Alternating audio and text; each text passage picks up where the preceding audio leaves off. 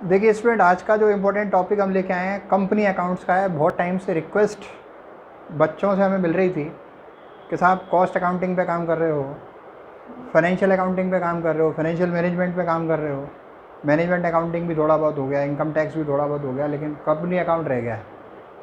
तो चलिए company account के बारे में भी शुरुआत करते हैं। कंपनी अकाउंट समझना ज़रूरी है कि है क्या। जनरली कंपनी अकाउंट की जब भी बात करते हो कंपनी से रिलेटेड अकाउंट है। अब बहुत ज़्यादा डिफरेंस नहीं है, फाइनेंशियल अकाउंट ही है। जैसे सोल प्रोप्राइटरशिप का होता था, पार्टनरशिप फर्म का होता था, तो फाइनेंशियल अकाउंट था। तो अकाउंटिंग का जो बेसिक पर्पज़ है वही कंपनी अकाउंट भी पूरा करती है। अकाउंटिंग का बेसिक पर्पज़ क्या है? फाइनेंशियल पोजीशन पता करना, प्रॉफिटेबिलिटी। तो कंपनी में भी यही होता है। लेकिन फिर डिफरेंस क्या है? डिफरेंस ये है कि कंपनी अकाउंट की जब भी हम बात करते हैं तो हमें कंपनी एक्ट को फॉलो करना होता है। कंपनी एक्ट का मतलब होता है कंपनी एक्ट 1956 या फिर कंपनी एक्ट 2013। ठीक है। हम एक्चुअली कंपनी के बारे में डिटेल में पढ़ने का एजेंडा नहीं है हमारा आज का। हमारा आज का एजेंडा सिंपल सा ये है कि कंपनी अगर शेयर इश्यू करती है, बिजनेस करने के लिए पैसा चाहिए कंपनी को, तो वो शेयर इश्यू करती है, तो उसकी अकाउंटिंग कैसे करते हैं उसको थोड़ा सा हमें आज इंट्रोड्यूस करना है। राइट। तो शेयर मतलब क्या हुआ ये बात हम समझेंगे, और फिर इश्यू ऑफ शेयर का अकाउंटिंग ट्रीटमेंट कैसा होता है ये बात हम समझेंगे। तो issue of shares, issue of shares, actually जब भी हम बात करते हैं कि इश्यू ऑफ शेयर्स, तो ये कंपनी से रिलेटेड ही बात है। क्योंकि शेयर कौन इश्यू कर सकता है? कंपनी। हर कोई इश्यू नहीं कर सकता, और कंपनी में भी हर कंपनी ने इश्यू नहीं कर सकती जो पब्लिक लिमिटेड है, जो स्टॉक एक्सचेंज में लिस्टेड है, और स्टॉक एक्सचेंज में लिस्टेड होने के बाद उसको राइट हो जाता है कि वो पब्लिक से भी पैसा प्रोक्योर कर सकती है अपना बिजनेस करने के लिए। अब जो शेयर से मतलब होता है शेयर कैपिटल। राइट। अगर मैं आपसे कहूँ कि साहब शेयर क्या होता है, तो शेयर सिंपली अगर इसका जनरल हम वर्ड मीनिंग समझें तो शेयर माने होता है पार्ट, किसी भी चीज़ का हिस्सा। अगर मैं एक पेपर लूँ, दो टुकड़े कर दूँ तो वो दो पार्ट हो गए, चार टुकड़े कर दूँ चार पार्ट हो गए। इसी तरीके से कंपनी को जब बिजनेस करना होता है तो वो अपनी जो कैपिटल होती है उसके पार्ट कर देती है। मान लो 10 लाख रुपए की कैपिटल है, दो पार्ट कर दिए तो 5-5 लाख रुपए दो पार्ट हो गए, और चार पार्ट कर दिए तो 2.5 लाख रुपए के चार पार्ट हो गए, 10 पार्ट करने हैं तो 1-1 लाख रुपए के 10 पार्ट हो गए। क्लियर? लेकिन अगर हमें पैसा लेने के लिए पब्लिक को इन्वॉल्व करना है तो फिर आपको पार्ट और ज़्यादा छोटे करने पड़ेंगे। क्लियर? और ज़्यादा छोटे करने पड़ेंगे, तब आपकी कहानी बनेगी। क्योंकि पब्लिक लाखों रुपया नहीं लगाएगी। बिजनेस आपने करना है, आपकी कंपनी ने करना है, आपके मैनेजमेंट ने करना है, लोगों को तो इन्वेस्ट करना है। तो उनके लिए इन्वेस्टमेंट इजी कब होगा? जब आप उसको बहुत छोटा सा साइज बना देंगे कि 10 लाख रुपए, एग्जाम्पल के लिए लेता हूँ, मान लो कंपनी की कैपिटल है 10 लाख रुपए, इसके हमने 100 रुपये वाले पार्ट बनाए तो कितने पार्ट हो गए? 10,000 पार्ट हो गए 100 रुपये वाले। तो इस तरीके से 10 लाख रुपए की कैपिटल है। क्लियर? तो सिंपल सी बात शुरू से समझें कि अगर कंपनी को बिजनेस करने के लिए पैसा चाहिए तो वो अपना लगाए या फिर वो पब्लिक से ले, वो उसकी कैपिटल ही है। राइट। अब ऐसा नहीं है कि शेयर इश्यू करते हैं तो खुद का नहीं लगाना है, खुद का भी लगाना है। 51% से ज़्यादा इन्वेस्टमेंट खुद का होना चाहिए प्रमोटर्स का। प्रमोटर्स कौन होते हैं? जो बिज़नेस चालू करते हैं, जिनका आइडिया होता है, कॉन्सेप्ट होता है। क्लियर?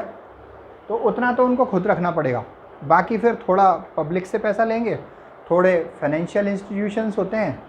राइट। और फाइनेंशियल इंस्टीट्यूशंस में भी दो होते हैं, फॉरेन डायरेक्ट इन्वेस्टमेंट, विदेशी कंपनियां हमारे यहाँ इन्वेस्टमेंट करती हैं, या फिर डोमेस्टिक इंस्टीट्यूशंस। राइट। तो हमें यहाँ पर समझना है कि कंपनी ने शेयर इश्यू करे तो उसका अकाउंटिंग ट्रीटमेंट कंपनी की बुक्स में कैसे होगा। तो हम एक एक करके बात समझते हैं कि इसका पर्पज़ क्या है, कि क्यों शेयर इश्यू किया जाता है। दो पर्पज़ के लिए किया जाता है, एक होता है फॉर कैश, दूसरा होता है फॉर अदर देन कैश। एक होता है फॉर कैश, एक होता है अदर देन कैश। जब हम कैश के लिए इश्यू करते हैं तो कंपनी के पास में दो तरीके होते हैं पैसा प्राप्त करने के। एक तो होता है साहब लंप सम ऑन एप्लीकेशन, पूरा का पूरा पैसा वो एप्लीकेशन पे ले लेते हैं। दूसरा ऑप्शन होता है इन इंस्टॉलमेंट, पैसा कैसे आएगा, किस्तों में आएगा। किस्तें कैसे होंगी, मान लो 100 रुपये का एक शेयर है, पूरे के पूरे 100 रुपये एप्लीकेशन पे ले लिए, तो ये आपका जो है लमसम होता है। इंस्टॉलमेंट पे कैसे होता है कि 100 रुपये के पार्टीशन कर दिए, कुछ पैसा एप्लीकेशन पे ले लिया, कुछ पैसा अलॉटमेंट पे ले लिया, बचा हुआ किस्तें बना दी, कॉल का नाम दे दिया उनको, तो एप्लीकेशन अलॉटमेंट कॉल, इस तरीके से 100 रुपये मांगे, राइट, 3 पार्ट में। अच्छा, अदर देन कैश में क्या होता है, अदर देन कैश भी हम बात करेंगे। आपको कोई एसेट खरीदनी है, परचेज ऑफ एसेट, किसी लाइबिलिटी का पेमेंट करना है, पेमेंट ऑफ लाइबिलिटी, बिजनेस खरीदना है, परचेज ऑफ बिजनेस, कोई एक्सपेंस का पेमेंट करना है, पेमेंट ऑफ एक्सपेंसेस। आगे हम समझते रहेंगे इन चीज़ों को। अच्छा, types of issue of shares क्या होते हैं, types of issue of shares, इसमें हमारे पास 3 तकनीक होती हैं शेयर इश्यू करने की। एक होती है एट पार, एक होती है एट प्रीमियम, एक होती है एट डिस्काउंट। पार क्या चीज़ होती है, 100 रुपये का शेयर है, पूरे 100 रुपये में इश्यू किया, ये एट पार हो गया, सम मूल्य हिंदी में कहते हैं हम इसको। एट प्रीमियम का क्या मतलब है, एट प्रीमियम का मतलब है 100 रुपये का शेयर 110 में इश्यू किया। डिस्काउंट का क्या मतलब है, 100 रुपये का शेयर 100 रुपये से कम वैल्यू पे इश्यू किया। क्लियर। अभी एक एक करके इसका अकाउंटिंग ट्रीटमेंट भी हम समझेंगे। बच्चे पूछते हैं प्रीमियम क्या होता है, प्रीमियम माने एक्स्ट्रा।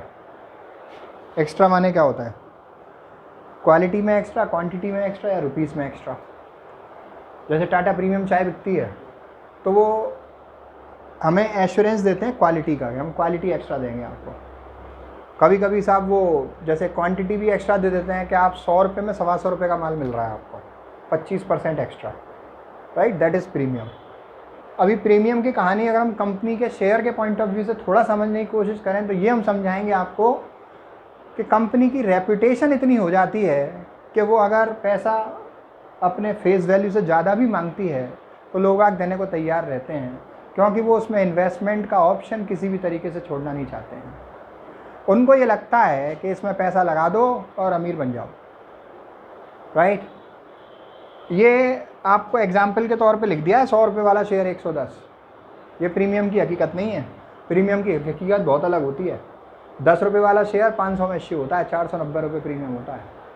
दैट्स द रियलिटी, हकीकत में ऐसे होता है। 10 रुपये वाला शेयर 200 रुपये में इश्यू होता है, 190 रुपये का प्रीमियम होता है। That's a practical thing. ये आपको ईजी लगे समझने में, पढ़ने में, पढ़ाने में बच्चों को, तो वो चीज़ है। शेयर की हम बात करते हैं तो ऐसा नहीं है कि तुम्हारे सिलेबस में आ गया इसलिए केवल पढ़ रहे हो। शेयर एक प्रैक्टिकल सिचुएशन है।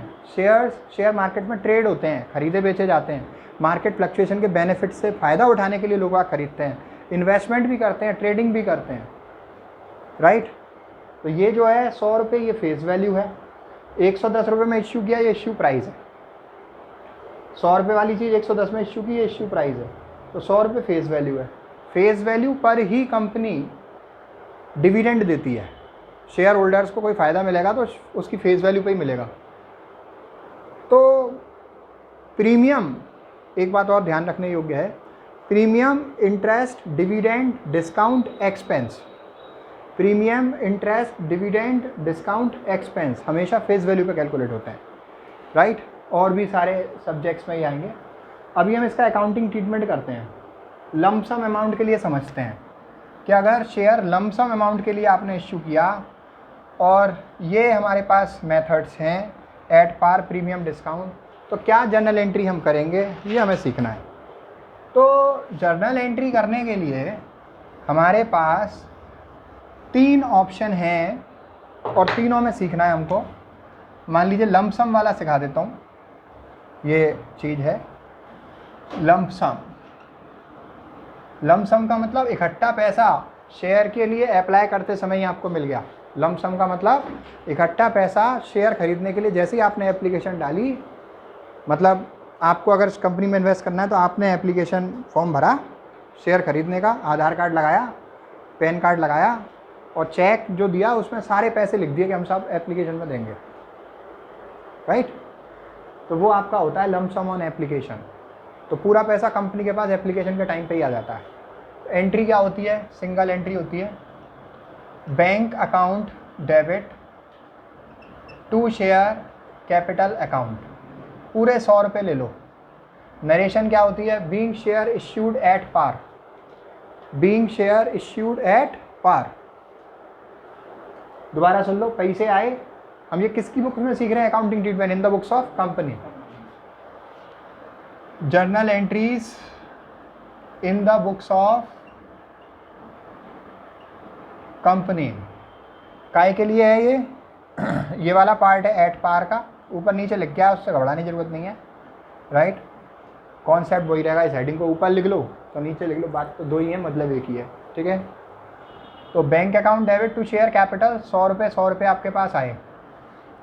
अगर आप ये सिंगल एंट्री नहीं करना चाहते हैं तो आप 2 एंट्री कर सकते हैं। या तो इस पैसे को, दूसरा ऑप्शन आप रिसीव कर सकते हो sundry members, sundry members, SM लिख दिया है मैंने सन्ड्री मेंबर्स को। क्या लिख दिया है? SM, सन्ड्री मेंबर्स माने डिफरेंट जो लोग कंपनी में इन्वेस्ट करना चाहते हैं उन्होंने पैसा दिया। या फिर आप शेयर एप्लीकेशन के नाम से इस पैसे को ले लो, या फिर आप शेयर एप्लीकेशन के नाम से इस पैसे को ले लो। इसको रिसीव कर लिया आपने, कितने रुपए को? 100 रुपये को और 100 रुपये को।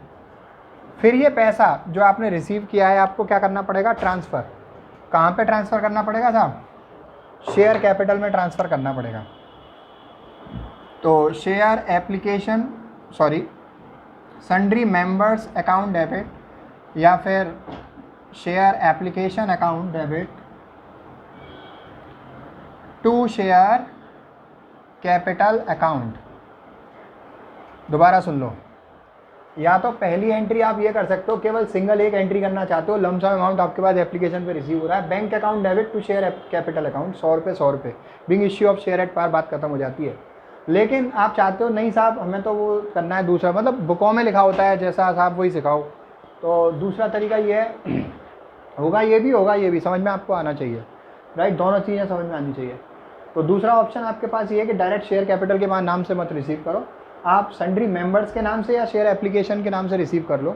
फिर उस पैसे को जो रिसीव किया है आपने, क्रेडिट किया, अगली एंट्री में डेबिट कर दो और शेयर कैपिटल में ट्रांसफ़र कर दो। लॉजिक वही रहेगा, पहले ही आपने क्रेडिट कर दिया, अगली एंट्री में डेबिट कर दिया, तो क्रेडिट से डेबिट कैंसिल हो गया, मतलब तो यही रहा ना, bank to share capital, bank account debit to share capital.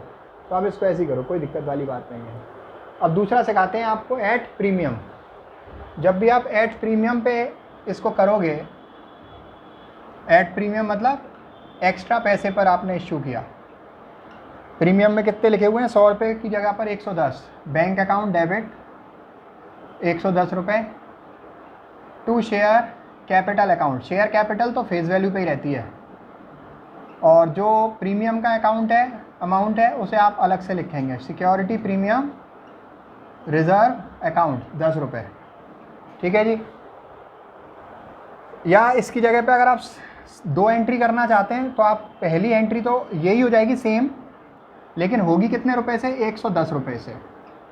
होगी कितने रुपए से? 110 रुपये से।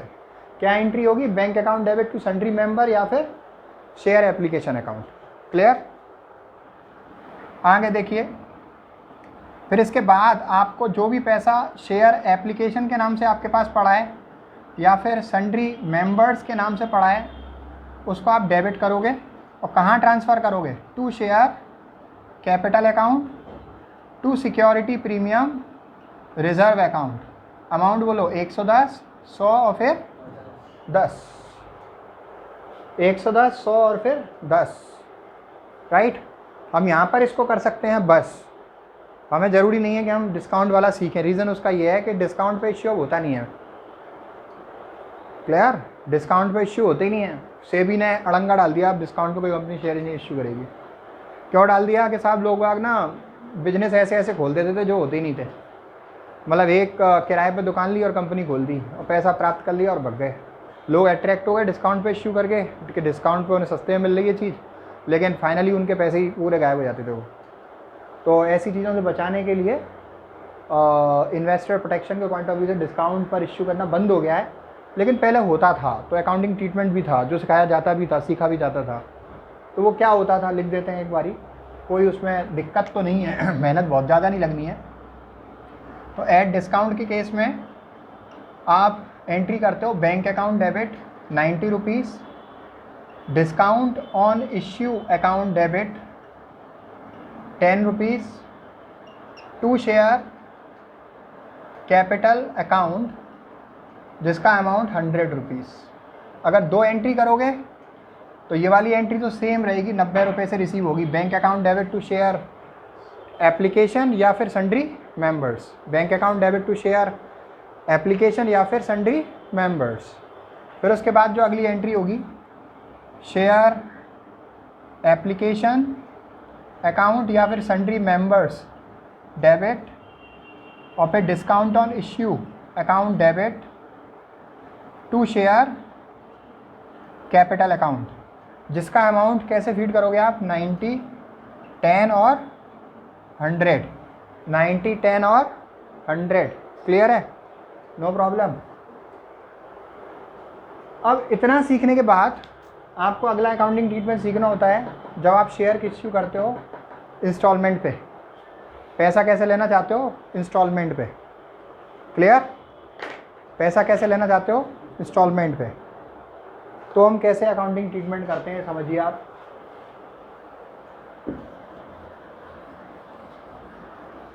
इंस्टॉलमेंट पे जब आप शेयर इश्यू करते हो मतलब पैसा आपको इकट्ठा नहीं मिलेगा। आपसे मतलब कौन है? अपने आप को कंपनी मान के चलो। कंपनी की अकाउंटिंग करते हो ना आप, तो अपने आप को कंपनी मान लो। किसी और फर्म की करते हो तो अपने आप को वो फर्म मानना पड़ता है। अकाउंटिंग की यही खासियत है कि अपने आप को एज्यूम करके चलो वहाँ पर कि बिजनेसमैन आप हो। तो हमें कंपनी की बुक्स में अकाउंटिंग ट्रीटमेंट सीखना है। तो issue of shares for amount in instalment at par, at premium, at discount. Par का मतलब हो गया 100 वाला 100 में, एट प्रीमियम का मतलब हो गया 100 वाला 110 में, और एट डिस्काउंट का मतलब हो गया 100 वाला 90 में। थोड़ा ढंग से देख लो इसको। इसके पार्टीशन कर देता हूँ। मान लो कि एप्लीकेशन पे कितने, एप्लीकेशन पे आपके हैं 20 रुपये, अलॉटमेंट पे हैं 40 रुपये, इसको 45 कर देते हैं, और कॉल पे हैं 35। टोटल 100 बैठना चाहिए। ठीक है जी। इसमें क्या होगा? एप्लीकेशन पे 20, अलॉटमेंट पे 45 प्लस 10। प्रीमियम या तो बताया होता है कि किसके साथ है, अलॉटमेंट के साथ है या कॉल के साथ है। नहीं बताया होता है तो हम उसको अलॉटमेंट के साथ मानते हैं, याद रखना। फिर उसके बाद आपकी कॉल कितने की हो जाएगी साहब? कॉल वही रहेगी 35 की। डिस्काउंट और प्रीमियम अगर नहीं बताया होता है तो अलॉटमेंट के साथ ही रहती है वो। तो एप्लीकेशन 20, अलॉटमेंट आपकी 45 है, उसमें से 10 रुपये कम हो जाएंगे, कॉल वही रहेगी 35 की। इसमें टोटल 90 बैठेगा। 35, 35, 70 एंड 20, 90। आ गई बात समझ में? ये कहानी है। अब इसके बाद देखिए अकाउंटिंग ट्रीटमेंट क्या करेंगे। सबसे पहले तो आप शेयर को अप्लाई करो। आपसे मतलब जो भी शेयर खरीदना चाहता है कंपनी का, वो शेयर को अप्लाई करेगा। वो कंपनी को एप्लीकेशन का पैसा देगा, राइट। तो कंपनी के पास पैसे आ रहे हैं काहे के? एप्लीकेशन के। Bank account debit to share application account कितने रुपए आ रहे हैं? 20 रुपये। इसकी नरेशन हम लिखते हैं being application money received. Being application money received बोल रहा हूँ, लिख नहीं रहा हूँ। इसका मतलब ये नहीं है कि आपको भी नहीं लिखनी है। नरेशंस बहुत ज़रूरी है लिखना, नंबर कट जाएंगे आपके, राइट। जो भी बुक से आप पढ़ोगे वहाँ पर नरेशंस लिखी होंगी, बोल मैं भी रहा हूँ यहाँ पर, लिखोगे आप ब्रैकेट में being application money received, being application money received, और दूसरी एंट्री होगी एप्लीकेशन मनी को ट्रांसफ़र करने की। तो share application account debit to share capital account, being application money transferred, कहाँ पर ट्रांसफ़र करी? कैपिटल में। फिर इसके बाद में अलॉटमेंट को ड्यू करने की एंट्री होगी। अलॉटमेंट ड्यू का मतलब क्या होता है? अलॉटमेंट ड्यू का मतलब जो होता है, आपने शेयर अप्लाई किया, कंपनी ने आपसे एप्लीकेशन का पैसा रिसीव किया, जो पैसा कंपनी ने एप्लीकेशन के नाम से रिसीव किया उसको फिर अपनी कैपिटल में ट्रांसफ़र किया। एप्लीकेशन के पैसे को कैपिटल में ट्रांसफ़र करने का मतलब ये है कि आपके नाम शेयर अलॉट हो गए, अब आप कंपनी के शेयर होल्डर हो गए। अब बचे हुए बचे हुए कोई पैसे यदि रह गए हैं तो वो कंपनी आपसे मांग सकती है। तो अलॉटमेंट के पैसे मांगेगी, आप दोगे, 2 स्टेप हो गए। फिर कॉल के पैसे मांगेगी, आप दोगे, 2 स्टेप और हो गए। उन दोनों स्टेप की हम एंट्री करेंगे। क्लियर? तो share allotment account debit to share capital account, कितने रुपए हैं अलॉटमेंट के? 45। फिर इसको आप रिसीव करो। Bank account debit to share allotment account, amount 45। इसकी नरेशन है being share allotment money due, being share allotment money due, और इसकी क्या है? Being share allotment money received, being share allotment money received. Clear? अब उसके बाद क्या रह गया? कॉल रह गई, कॉल ड्यू करना रह गई और कॉल रिसीव होनी रह गई। तो हम कॉल ड्यू करेंगे। Share call account debit to share capital account, amount 35। फिर इसे रिसीव करने की एंट्री होगी। काहे की होगी? रिसीव करने की। रिसीव करने की क्या एंट्री बनती है? रिसीव करने में कंपनी के बैंक में पैसे आते हैं, बैंक अकाउंट डेबिट और टू शेयर, जिस भी नाम से पैसे आ रहे हैं उसका नाम क्रेडिट कर देते हैं। 35। दोबारा सुन लो, bank account debit to share call account 35। ठीक है? जब आप शेयर प्रीमियम पे इश्यू करते हैं तो एप्लीकेशन रिसीव्ड और ट्रांसफ़र की एंट्री तो सेम रहने वाली है, बस केवल एंट्री कौन सी चेंज होने वाली है? अलॉटमेंट ड्यू की। क्या हो जाएगी वो? Share allotment account debit to share capital account, फिर to security premium reserve account. 55 हो गया था अलॉटमेंट, याद हो आपको तो। 45 उसमें से शेयर कैपिटल में जाएंगे, 10 रुपये प्रीमियम में जाएंगे। रिसीव की एंट्री सेम रहेगी लेकिन अमाउंट 55 हो जाएगा। रिसीव की एंट्री सेम रहेगी, bank account debit to share allotment, right, amount लेकिन 55 हो जाएगा। कॉल ड्यू और रिसीव की एंट्री सेम रहेंगी, उनमें कोई अंतर नहीं आएगा। अभी अपन यहाँ चलते हैं। जब हम डिस्काउंट पे शेयर इश्यू करते हैं तो एप्लीकेशन रिसीव्ड और ट्रांसफ़र की एंट्री सेम रहने वाली है, उसमें कोई अंतर नहीं है। अलॉटमेंट की एंट्री में चेंज होगा। क्या चेंज होगा? Share allotment account debit discount on issue account debit to share capital account, amount 35, 10 और 45। अच्छा, अलॉटमेंट रिसीव्ड की एंट्री सेम रहेगी 35 से, bank account debit to share allotment, entry will be same, amount will be 35, और call due और receive की entry will be same, no difference in this. अब point क्या है? मैंने ये जो आपको रूल बताया ना, ये एक शेयर पे बताया है। काय पे बताया है? एक शेयर पे बताया है। अब जैसे मान लो कंपनी ने 1000 शेयर इश्यू करें, तो ये ही सवाल है, मान लो कंपनी ने 1000 शेयर 100 रुपये वाले इश्यू करें, पैसे 20 रुपये एप्लीकेशन पे, अलॉटमेंट पे 45 और कॉल 35 रुपये। अब इस 1000 शेयर इश्यू करें तो मल्टीप्लाई करते हुए चलेंगे, यहाँ 20 × 1000 20,000 हो जाएगा, 20,000 हो जाएगा। 1000 का मल्टीप्लाई यहाँ करेंगे 45,000 हो जाएगा, 45,000 हो जाएगा। 500 शेयर इश्यू करें तो 500 से मल्टीप्लाई हो जाएंगी वैल्यूज़, राइट। 10,000 शेयर इश्यू करें तो 10,000 से मल्टीप्लाई हो जाएंगे। जैसा सवाल में दिया हो वैसे उतने नंबर ऑफ़ शेयर्स के लिए आप अकाउंटिंग ट्रीटमेंट करेंगे। इससे आपके स्टार्टिंग की जनरल एंट्रीज बेसिक वगैरह हो गए, क्लियर। हमने आज क्या सीखा है साहब? हमने सीखा शेयर क्या होता है, शेयर कैपिटल क्या होता है।